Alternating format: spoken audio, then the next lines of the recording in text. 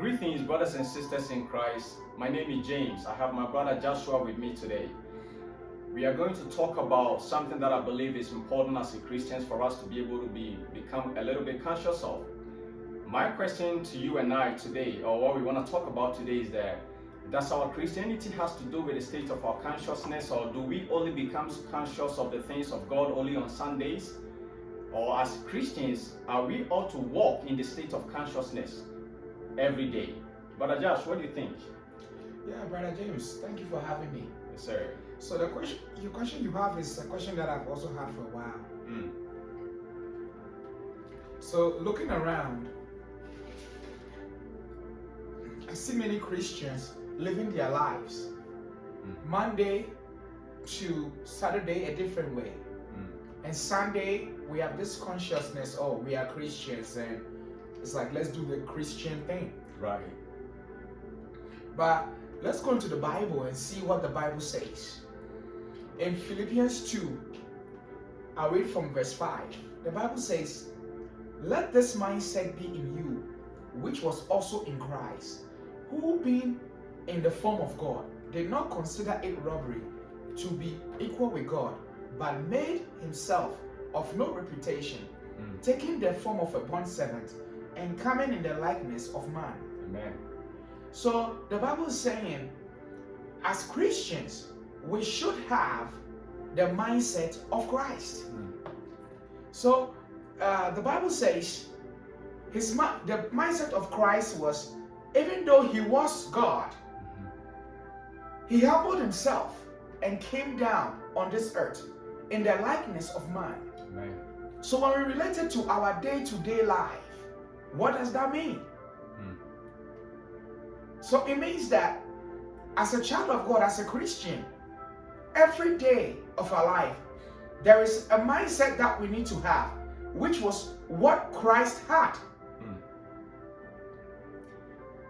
And in that, it means that in everything that we do for the 7 days of the week, right, we should be conscious of what Christ has said in his word. We should be conscious of who Christ has made us. We should be conscious of what God wants us to do. Amen. That was what Christ did. So my brother, what do you think? I think you're solely right, absolutely right, because just like you rightly said, let this mind be in you. But the question therefore becomes, what is that kind of mindset? Which I believe you answered by saying that Christ being a form of God, or having the essence of as God, yet he considered himself to become as a mere man. And then upon that, he died and sacrificed his very life. He left his prerogatives as a deity and he came on a human form. I believe it's very important as brothers and sisters, just like our brother Josh was saying, to carry this mindset along. So just like you were rightly sort of explaining that also along by bringing more clarity to it, saying that how does that really affect our daily lives? How do we really actualize or practicalize daily in our lives, which is not becoming too conscious of ourselves, right? So because when I read this verse in 2 Timothy 1:3, Timothy was saying something that I believe is very, very important, but a lot of times we don't look at these things very well. Let me read the verse. 2 Timothy 1:3. This is what the verse says there. I thank God, whom I serve as my ancestors did, with a clear conscience. With a clear conscience. Bro, look at that premise. With a clear conscience. So what does that mean to serve God with a clear conscience? That means every day you wake up and the knowledge and the wisdom of God becomes some sort of the lens or the prism through which you facilitate all your proceedings. In other words, you don't live your life outside of that scope. In essence, the word of God has become the framework of your thought. So your convictions, your parameters, your worldview, your philosophy for everything that you do is framed or formed through the knowledge of God. Amen. Because if we are talking about the mind of God, or having the mindset as Christians and living that mindset every day, then we have to be conscious of the word of God, because no one can walk with God without being conscious of God, right? So if I'm going to be able to serve God every day, not only on Sundays, that means I must be conscious of God. And being conscious of God is to me, to my understanding, mainly allowing the Word of God to assimilate our thoughts. To allowing the Word of God to take hold of our mindset, our convictions. That every time that we find ourselves doing anything or relating with anyone, that mindset becomes the projection of our knowledge base. That mindset becomes the basis of how we interact with one another. What do you think? Yeah, I agree with what you're saying. And to add to that, when your consciousness is on the things of God, right, one way you can know is the things you do. Man, and that's powerful. Jesus himself gave us an example. Wow. In John 8:29. Let's read. He says, and he that sends me is with me. The Father has not left me alone, for I do always those things that please him. Amen. Man, that's a powerful verse. So to relate this to what we read in Philippians, right, the mindset of Christ was, okay, my Father has sent me on this earth to do a specific thing. Right. And with this specific thing, I have to humble myself and come down to the nature and come down to the state of man. Right. Even though I have God living in me, the fullness of God living in me. That's right. And this same Jesus that we follow, our Lord Jesus, is also saying that he does everything to please the Father who has sent him. Amen. So if the Bible says the same mindset should be in us, my brother, it means that everything we do ought to please the Father. Ought to please the Father. Amen. Absolutely. So how do we do everything to please the Father? It means what we read in the Word of God, that is what we are supposed to do. Absolutely. What we read in the Word of God, that should be what should guide our thinking, or in other words, that should be our thinking from Monday to Sunday. Absolutely, brother. Amen. But brother, what else do you want to add? Bro, I think you just cemented the whole thing that we are talking about. That the Word of God should be our thinking. Imagine that statement. The Word of God should be our thinking. In other words, the Word of God should soak our mind to the extent that we can do anything or we can live any life outside of that scope. Man, the moment that you said that, this verse came to mind. The Bible says that for the righteous shall live by faith. And knowing that faith comes by the hearing of the Word of God, right? So if faith is a proceeding Word of God and the righteous are mandated ought to live by faith, that means the righteous are ought to live by the Word of God. In essence, which is exactly what you just said, meaning the righteous are ought to live by the Word of God. In a broader spectrum, that means the Word of God ought to be our thinking, just like you rightly said. Because the righteous has been called to live by faith. A faith is not an abstract thing. Faith is the Word of God. The substance or the essence of faith is the proceeding Word of Christ. Amen. So the moment that we understand that living or walking in faith is actually walking in the Word or in the knowledge of Jesus Christ, that really cements everything. So it kind of like add up to what you were saying, that at the end of the day, our Christian life is not one day event. It's not a momentary thing. It's not a couple of hours thing. It's a way of life. That is why I believe, brother, if you remember clearly in the book of Acts, the early church, they were not called even Christians, they were called believers. Primarily because of how they conducted themselves. There is another thing that I can't really recall the whole thing, but the Christianity was actually called the way of life, the way. That was another word that was used to categorize them as the way. So if you want to find people of the way, then you should go to the believers, because there was a certain specific way that they live their life based on their state of consciousness and convictions. You understand? So this thing that you were saying or we are talking about, I think is very, very important, my brothers and sisters. Christianity is a way of life. Meaning, it's a way of we living our life through the Word of God as our lens. In other words, we don't do anything outside of this knowledge. Matter of fact, the Word of God is our basis for life. So if I'm defining something as value, as meaning, as purpose, it is through the knowledge of God that gives me that perspective. Am I right? Yes. Exactly. So if we understand that from that perspective, Christianity will never be a one-day event. The mind of Christ will be an everyday thing. Just like Jesus said to Peter. He said, you're not mindful of the things of God, brother. Let's think about that for a second. A lot of Christians are now mindful of the things of God now because they are conscious and their mindset is distracted from the ways of God, and now they are more prone and preoccupied with many things that does not constitute the knowledge of Jesus Christ. Do you have anything to add to that? Yes, my brother. As you were speaking, what came to mind was, as a Christian, looking at the things we have read so far, right, we are to come to a place where everything we are doing or everywhere we are, we can test ourselves and say, is this what a Christian is supposed to be doing? Right. This place where I am right now, is that where God wants me to be? Because the Bible says we should have the mindset of Christ. Absolutely. And the mindset of Christ was, he did everything to please the Father. Absolutely.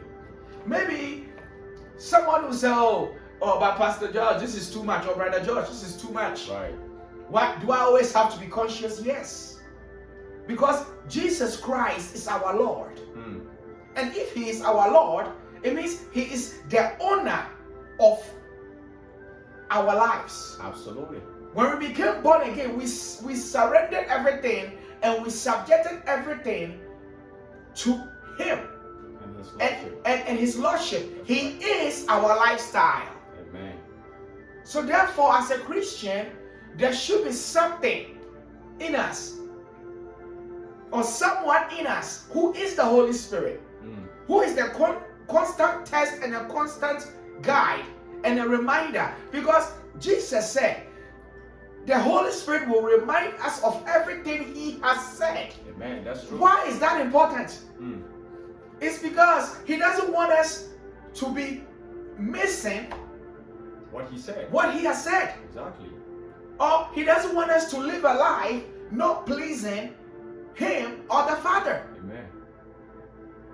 My brother, I think it's very powerful, brother. I think this might sound simple and very, normal to a lot of people, but then this is essentially what really constitutes of our Christian faith. When we talk of Christianity, I think it's exactly what you're talking about. But it's unfortunate that in our time, in our age, many people don't look at it from that point of view, because it looks like Christianity is just an act. It's just like a performance, an event. But it doesn't carry the connotation of we living it as a conviction. That's why we see a great distinction between the early church and our time. The early church look at everything from a perspective of it was their conviction. Now, before you can deem something as life, life is a state of consciousness. So if you call something as a way of life, that means it's in a state of your conviction.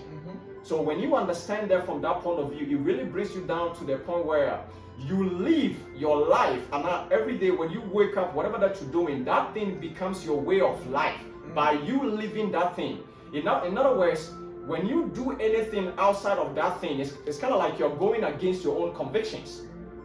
That is why Paul was saying that I strive to maintain a clear conscience before God and man. In other words, I strive to maintain the knowledge of God. In other words, everything that I'm doing, the Word of God has become my prototype through which I use to facilitate all my proceedings. In other words, if what I'm doing, the Word of God does not give me the basis or the knowledge or inspire me to do it, that means I'm stepping outside of the boundaries that I've been given as a Christian or as a righteous person whom I have been called to walk in faith. Bro, I think these things are very, very imperative. So the Christian life, based on what we are talking about, it is not a one-time thing or a day thing or an event. It's actually a way of life. Christianity is the knowledge of God and the lordship of God ruling through our hearts and our minds. Just like you're rightly using the word, coming under the subjection, under the lordship of Jesus Christ. So every day, whatever that we are doing, what is the main objectives behind our proceedings? What is the motive? What is the inspiration behind what you and I are doing.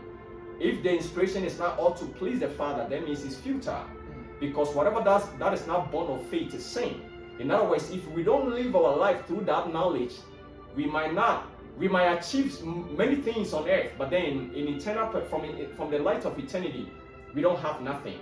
Because for us to become relevant to God in this, based on this context that we are talking about, the relevance is based on those who walk in faith.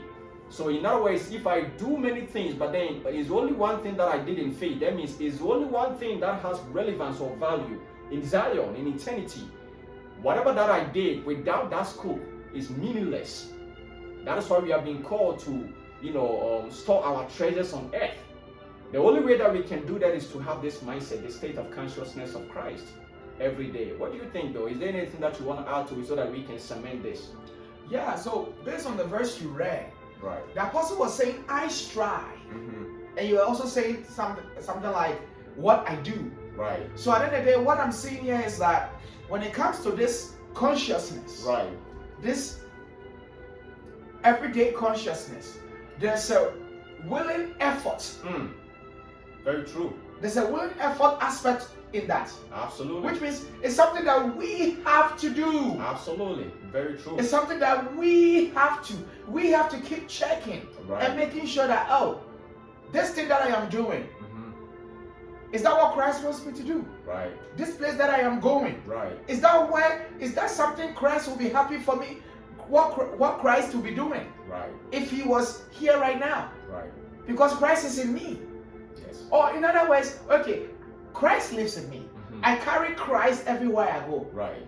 So is this why I want to take Christ? Is this what I want to do with Christ? Right. Sometimes I tell my youth in church, I said, Christ lives in you. So everything you are doing, he is there. Amen. With you. So therefore you have to be conscious of that. Absolutely. Absolutely. Yes, my brother. Absolutely. And I think, you said it all. Being conscious of what we live, what we do and how we live our lives is the whole essence of Christianity. In other words, does the word of God mean something to you? If it does, then you ought to be conscious of it. So, brothers and sisters, this was intended to, be very concise and a short video. It's to bring a little bit of clarity to having the mindset or the mentality as a Christian. I think in these last days that we are living in, it's super imperative. It's quite unfortunate that a lot of times, even when you walk or when you live with Christians, you don't even see the fruit of the Spirit in their lives. The fruit of the Spirit is lacking because for the most part, we are not conscious of the things of God. It is only the things that you become conscious of that magnifies, that begins to transform you. So unless we grow with a state of consciousness by allowing our will to be subjected to the will of the Father, we might not see the fruit of the Spirit. That is why the Bible has admonished us in many different places to renew our mind so that the will of the Lord may become infectious and evident in our lives. Because an unrenewed mind becomes a barricade or a hindrance to the growth of the Spirit. If we don't renew the mind, there's no way that we can manifest the things of God, because your mind is the tangent through which the Spirit and the flesh meet. So until the mind is renewed to the knowledge of Jesus Christ, there is no way that you can become the thing that God has called you to be. And renewing our mind is whereby we begin to see the Word of God as our basis and thesis for life. In other words, whatever that we do ought to be facilitated through the knowledge of Jesus Christ. So we will leave you with this. And then I believe that by God's grace, we will see you guys on the next one. Is there anything that you want to say to finalize the whole thing, brother? With what you just said about renewing of the mind, Romans 12:2 tells us not to conform to the patterns of this world, but be transformed by the renewing of our mind. Amen. That we will be able to attest and approve what God's will is. Just like I said. Right. His good will, pleasing and perfect will. Amen. Amen. Amen. So we thank you, brothers and sisters, for joining us today. Hope to see you on the next one. May the Lord bless you and keep all of us in a safe, sound mind. And let us walk in the consciousness in the knowledge of Jesus Christ. In Jesus' name.